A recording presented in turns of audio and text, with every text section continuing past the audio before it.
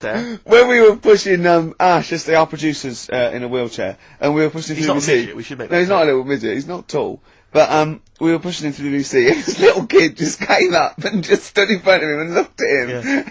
I just laughed. It was funny. Do you do that? I imagine that you get caught staring at him. Yeah, do you go up to people with problems and go, Mummy, is that a monster? Well, I was telling you one about when I used to go with my dad in the taxi. Oh, yeah, What tell us happened? this story.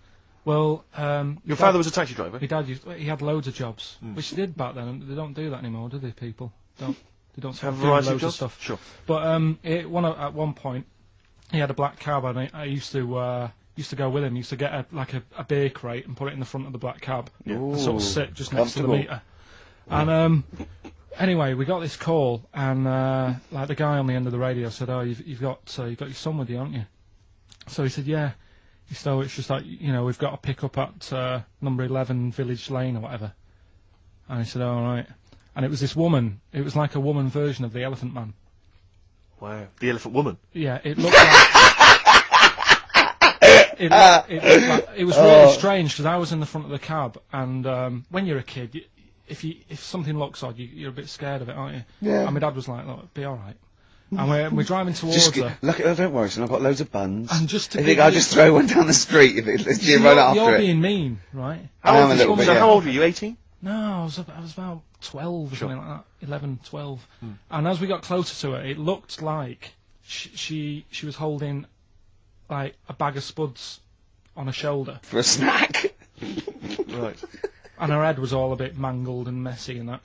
And my dad said, "Whatever you do, don't stare at her face." Yeah.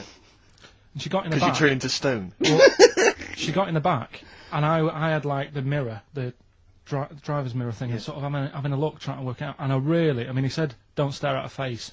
I couldn't work out where her face was. It was that weird. Oh, God. So I'm not sure you're from Manchester. I think you're from, like, Narnia or something. Yeah, you got frog boys walking around. The Lord of the Rings. That got, like, the claws of a lobster and the head of a toad. Yeah. And you got women getting in with spuds for heads. I mean, what This is this is not place? the place you grew up. This is mad. Oh, you can't believe it in London, can you? You come down and you go, look, symmetry. It must be amazing. It must be a thing to do with upbringing, though, mustn't it? And because again, do you know, I've said to you before, years ago when I was a kid and didn't have any worries, good-looking lad, you go through it a bit, have a few more worries, and you look knackered. Now back there's a lot more worries and stuff, so you get a lot more freaks. Whereas in London, everyone's like happy, aren't they? I love the fact that stress can cause your fingers to fuse and your heads to grow. No, but if She must have been really stressed to have a head like Yeah. She what was? Like Yeah, was she an accountant or something? you know what I mean. But what did she do? What did she say? Where was she going, by the way? She couldn't speak. London Zoo, please. I think she was going to like to a the pet fair. shop. Seriously, honest to God. On my mum's life, she was. Because at the end of the day, that's a good thing with animals. They don't judge you, do they?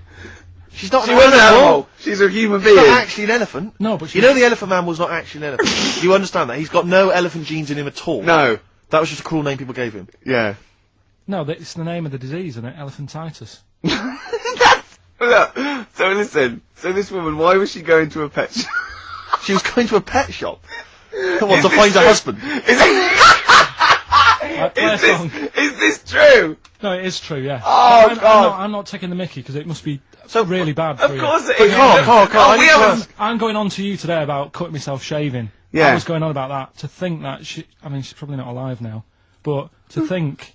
But look, you're going to say this is a worse problem than a little cut shaving, aren't you? Yeah. Yeah. Do you know what I mean? I think you're right. Carl, You worry about. there's a couple of key questions I need to ask. One, if she couldn't talk, how did she tell your father where to drive it? Did she have it written on a note? Did she point with her nose? Yeah. Right, this has got silly. Pick your song. But and also, finally, where did you say she lived again? It was like in a village, a little small village. Right. Just hidden out of the way. All I'm saying is we could maybe get like some sort of coach, book some coaches, get a coach party up there, have a look at her. Take some photos. And now you can make some lemonade. The offspring of a woman and some spuds. Yeah. Please enter at your peril. Should you give me a shiny shilling? Wow. Oh, that's terrible. Well, I'm going to play a little bit of Teenage Fan